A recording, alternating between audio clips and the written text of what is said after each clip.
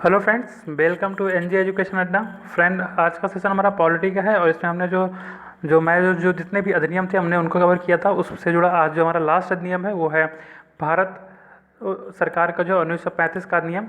अब ये जो है एग्जाम पॉइंट ऑफ व्यू से बहुत ही इंपॉर्टेंट है। या फिर हम कह सकते हैं कि ये जो हमारा जो संविधान है इसकी जो कड़ियाँ हैं उसको कड़ियों को जोड़ने वाला ये अधिनियम है।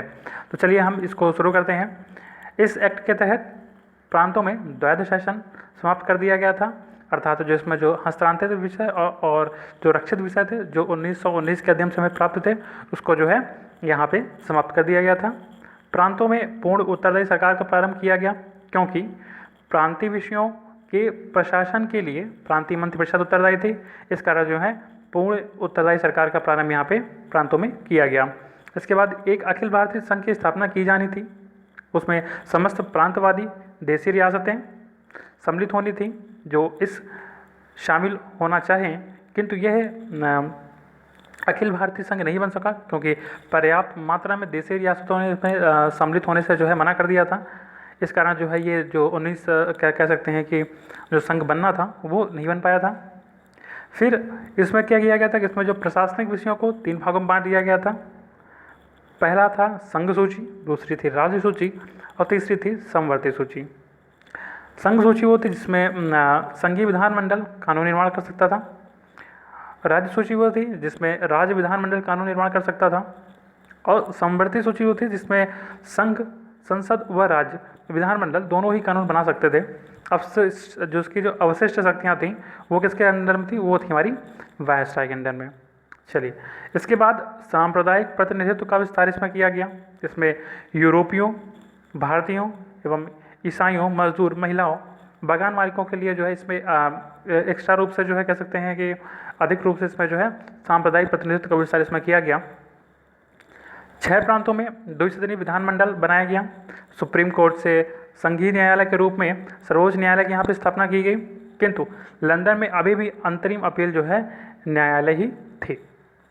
अब यहाँ से जो अक्सर क्वेश्चन पूछा जाता है कि आरबीआई के रूप में संघीय बैंक की स्थापना की गई, तो यहाँ से एक क्वेश्चन हर एग्जाम में मिलता है कि आरबीआई की स्थापना कब की गई, तो आपका आ जाएगा 1935 का एक्ट, अर्थात 1935 में। वर्मा व अदन को भारत से अलग कर दिया गया था। तो ये भी क्वेश्चन पूछा था किस एक्ट से जो है वर्मा और अदन को जो है भारत से अलग किया गया था, तो वो हमारा जो था 1935 अर्थात 1935 का अधिनियम। इसमें भारतीय सचिव को भारत परिषद के समक्ष मतलब इसमें जो कह सकते हैं कि जो भारत सचिव की भारत परिषद जो थी उसको जो है यहाँ पे समाप्त कर दिया गया था। तो किस एक्ट के तहत जो है भारत परिषद को समाप्त किया गया था, तो वो हमारा हो जाएगा 1935 का सदस्य। जो 1958 से जो है ये भारत परिषद जो जुड़ा हुआ था उसको जो है लाते उसको जो है 1858 से जो भारत परिषद जुड़ा हुआ था, जैसे 15 सदस्य थे, तो वहाँ से लाते इन्होंने क्या किया कि 1935 में इसको जो है समाप्त कर दिया। अब इसके बाद यहाँ पे जो नेक्स्ट हमारा नियम आता है वो आता है 1947 का भारत स्वतंत्रता अधिनियम। चलिए इसके बारे में थोड़ा हम जानते हैं।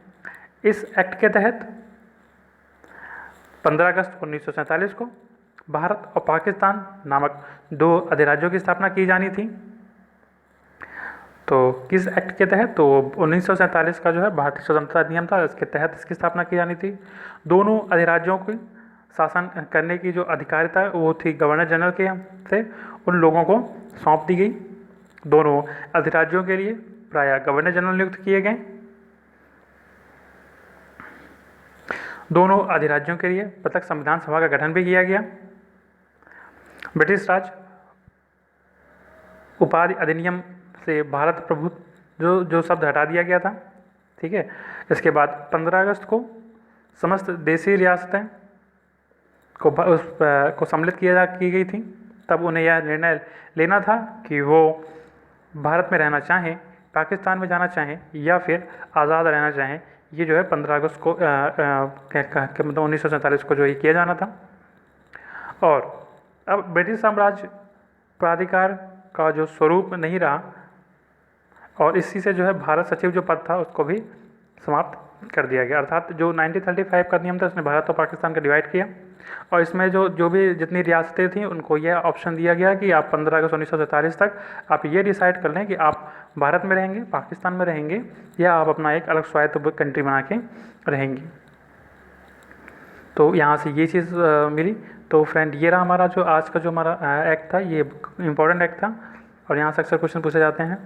आशा करता हूँ आपको ये वीडियो पसंद आई होगी। अगर आपको वीडियो पसंद आई तो प्लीज़ हमारे चैनल सब्सक्राइब करें, बेल नोटिफिकेशन को ऑन कर दें, जिससे हमारी जो डेली नोटिफिकेशन है वो आपको मिलती रहे।